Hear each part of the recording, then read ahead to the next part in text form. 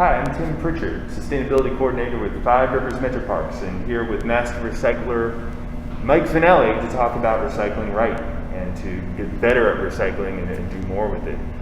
Mike has been part of the Master Recycling program for quite a while, our Master Recycler. And for those that are interested in this stuff, it's a great program. We will be offering it in 2021. Visit metroparks.org to find out more information. For now, I'm going to turn it over to Mike to talk about how to recycle more, to reduce waste, and to tell a little bit of his personal story. So, Mike, thank you for coming out. Thank you, Tim. Because of the Master Recycling class, my wife and I have been able to greatly reduce our waste and our trash, and we've become very, very efficient at it. And so, since that class, this is about a month's worth of trash directly after that class. So we're able to reduce basically a full trash can every week down to about this size. Well, that was about 10 years ago. Since then, we got this size, about half this size per month. So my wife and I are living what we think is a near zero waste lifestyle. And so for trash cans that we put out on the street, we put out one trash can every year or year and a half. So I want to show you how you can do those things and get to the next level of reducing, reusing, and recycling. Let's start here with these containers right here. All of these containers are a number 5 polypropylene. And number 5 polypropylene is not directly recycled by our local recycling company.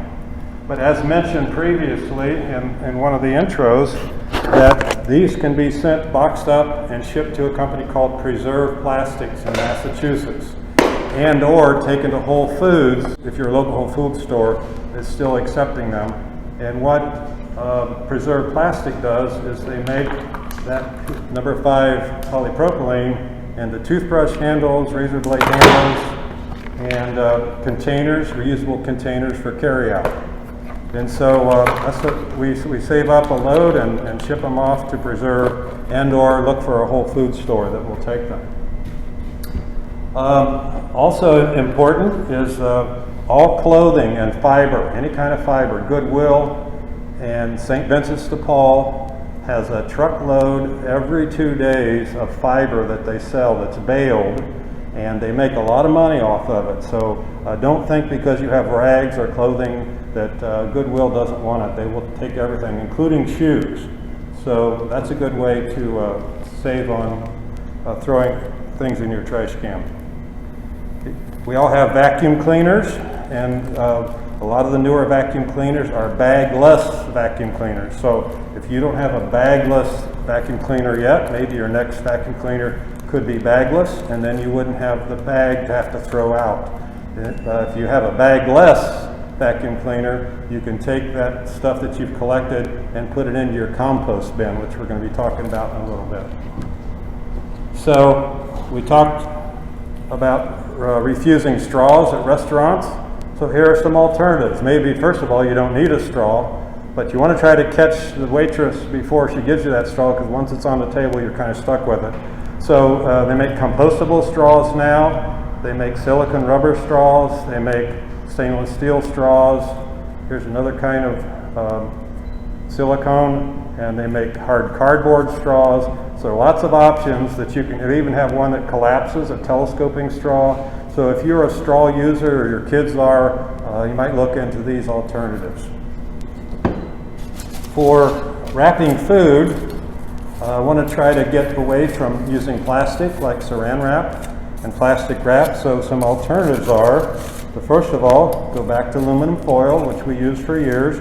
Aluminum foil can be washed and used over and over again, and it can be recycled. So with your aluminum foil, when you finally get it too dirty to not reuse, instead of leaving it flat, roll it into a ball about 3 inches in diameter, and the recycler can sense that, and they sell this to their user for aluminum materials.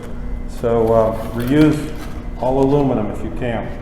Another alternative to saran wrap is to look at these wax-covered cotton sheets that you can fold up just like saran wrap around your food. I use these for slices of cheese in my refrigerator, and does a really nice job of keeping food fresh And you can, when you're done with it, just wash it off in the sink with soap and water and use it over and over and over again. Paper towels and paper napkins. So when we go to the fast food stores, we get a lot of, probably more napkins than that we really need. So save those and use those for napkins at your own house and for paper towels. They make a pretty nice paper towel. But better yet than that is to avoid paper. Of course, this recycles, but if you can go to this cloth material or any kind of a washcloth to use over and over again, that would be the better solution to get away from single-use disposable items. The same thing kind of goes for tissue paper. We blow our nose one time, we throw the tissue paper in the trash, goes to the landfill, and it stays there for hundreds of years, doesn't biodegrade. Well, we could go back to cloth handkerchiefs. And if you don't have a cold or flu or a virus or something like that, this works just fine. You can use it over and wash it, and we'll save putting this in the trash. A lot of us do a lot of landscaping, and at our house we have probably over 50 plastic pots that we normally wouldn't know what to do with, so we would put them in the trash. But we've learned that North Dayton Garden Center likes to have these back. They use them and replant them, and occasionally Lowe's and Home Depot, if you ask them, will take these back.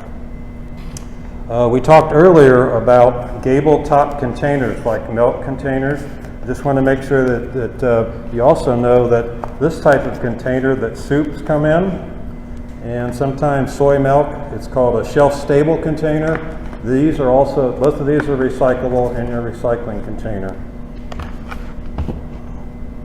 So Ziploc bags. A lot of us buy Ziploc bags and use them over, or you can throw them away. But what we like to do at our house is to buy the heavy-duty freezer type and wash them out, dry them, and reuse them over and over again. So we don't buy Ziploc bags anymore at our house. You can also get these silicone kind of a Ziploc container made by a company called Stasher. Wash them out, use them over. They're a little bit heavier duty. And another solution is to use the bags that you already get food in. These are Cranberry Delight chopped dates. That's a really heavy duty. It's probably better plastic container than your Ziploc bags you buy at the grocery store. You can wash those out and reuse them, and they have a nice flat bottom so that they sit up straight, and just wash them, clean them, and use them over and over again. And so hopefully that'll save you some money. We talked earlier about steel cans are recyclable, but also any kind of little bits of steel or iron that attract a magnet. If it attracts a magnet, and you've got little bits of steel, let's say you've got these twist ties that we don't know what to do with, the lid to your can, bottle caps, wire, little pieces of metal of all types, paper clips, things like that. All of those are steel, and when you're done with them, you can put them into your can and crush the can so that those little bits do not come out, and that's fine for the recycler. What they're going to do, a magnet will sense this coming down the conveyor, pull it off the line, they sell that steel and they make money from it. So you're helping them out. So it's okay if you want to go the extra effort and remove the paper label off of your cans and recycle those with paper. Otherwise it will get burnt up when they melt this steel down and won't be able to be reused. So the same thing that goes with steel goes along with aluminum cans. Any little bits of aluminum like candy wrappers, the lid off of a yogurt container, those kind of little bits of aluminum, maybe little bits of aluminum foil that you cook with, you can stuff those into an aluminum can and crush it so they don't fall out, and that will also be reused and sold as aluminum. I just wanted to mention real quickly here about, we mentioned that the recycler will take any container or bottle where the opening is smaller than the bottom, and peanut butter jars and jars like this do fall into that group. They are acceptable because the opening is a little bit smaller than the bottom here. It's also important to know that aerosol spray bottles are recyclable. Just make sure all the contents are sprayed out of them. All of these materials here can go into your shopping bag recycling at Kroger's, Myers, and Dorothy Lane Market. So there's newspaper bag containers, paper towel wrap, beverage wrap, shrink wrap, water bottle wrap, bubble wrap, shipping and envelopes, shrink wrap, toilet paper wrap, bread bags, Ziploc bags if you remove the zipper, paper towel containers, cereal box liners, cracker box liners, dry cleaning bags, fruit and vegetable plastic containers. And if you want to avoid that, you can bring your own cloth container and not even bring it home. Plastic trash bags, saran wrap and cling wrap, tie-back containers, and any kind of plastic that stretches. So all that can go into the grocery store container. When you buy eggs, you have a choice to buy styrofoam container or cardboard. And so I would like to steer you towards choosing cardboard because it's recyclable and styrofoam is not. Styrofoam is 90% air and it takes up a lot of space in our landfill. And speaking of styrofoam, there's a company in Mason, Ohio that will take styrofoam packing material. So what we do, we save up a load in a box and run it down there to Mason when we're going down that way, and they will recycle it, reuse it, and resell it. So that's kind of a breakthrough bit of information.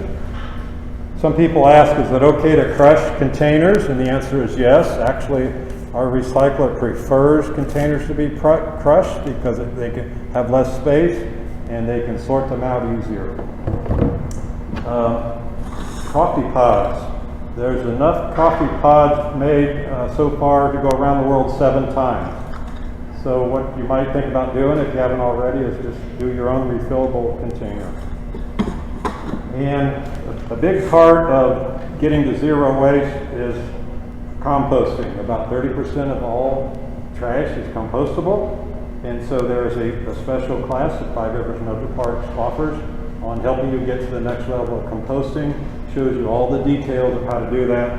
And compost starts out looking like this and ends up looking like nice soil enhancer. And it's free fertilizer, so it makes sense to do that. And